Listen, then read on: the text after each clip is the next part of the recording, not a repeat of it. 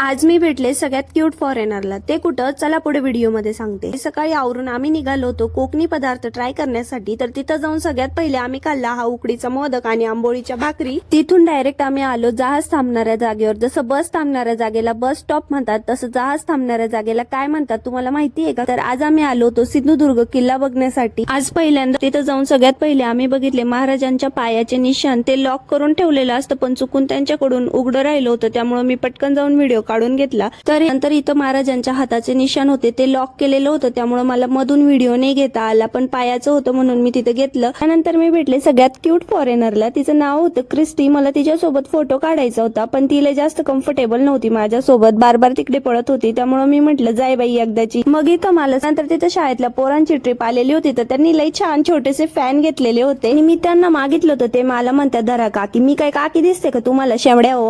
अजून तर माझं लग्न पण नाही झालं. त्यानंतर इतकं जास्त गरम होत होतं म्हणून मी पण एक छोटासा फॅन घेऊन टाकला. आणि आपण भेटूया नेक्स्ट व्लॉग मध्ये. Bye bye.